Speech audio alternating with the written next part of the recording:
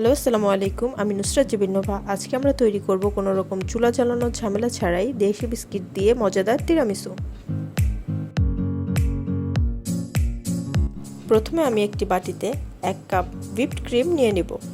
ক্রিমটি আমি 3 থেকে 4 মিনিট বিট করে নেব। মনে রাখবেন ক্রিমটি যেন ওভারবিট না হয়। এরপর আমি সুইটনার হিসেবে ব্যবহার করব কনডেন্স মিল্ক এবং রিচনেস বাড়ানোর জন্য ব্যবহার করব স্টেরিলাইজ ক্রিম। আমি হাফ কনডেন্স মিল্ক এখানে ব্যবহার করছি। আপনারা চাইলে বেশি বা কম ইউজ করতে পারেন। এবং আমি এখানে ইউজ করেছি মেলোডি স্টেরিলাইজ ক্রিম। এখানে আমি দিচ্ছি 3 চা চামচ।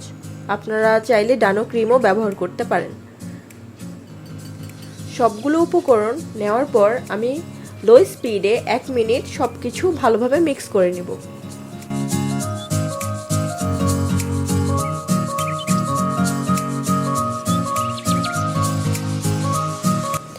এরপর আমি আরেকটা বাটিতে নিয়ে নেব 1 কাপ পানি ও 2 চা চামচ কফি পাউডার। কফি পাউডারটি মিক্স করে ভালো মতো আমি এক সাইডে রেখে দিব।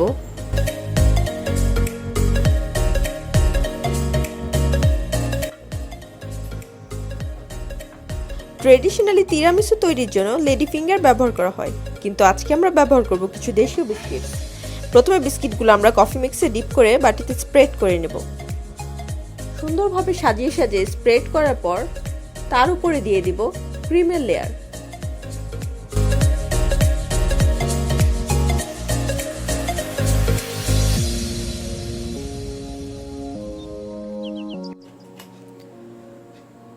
সুন্দরভাবে স্প্রেড করার পর আমরা সেম প্রসেসটি পুনরায় রিপিট করব।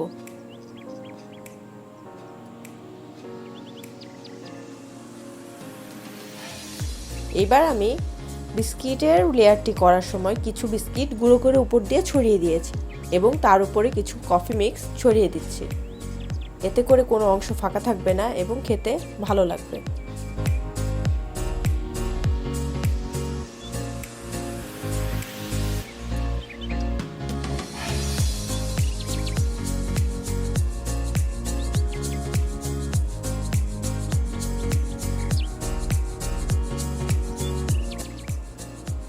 ক্রিমের লেয়ারিং করা হয়ে গেলে বাকি ক্রিমটুকু আমি একটি পাইপিং ব্যাগে নজলের সাহায্যে ডিজাইন করে নিচ্ছি। চাইলে এটি স্কিপ করতে পারেন।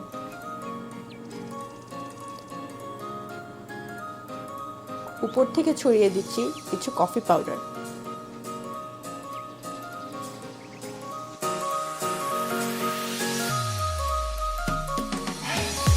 এবার আমি এটিকে সেট করার জন্য নর্মাল ফ্রিজে 2 ঘন্টার জন্য রেখে দেব। তারপর ঠান্ডা ঠান্ডা সার্ভ করব।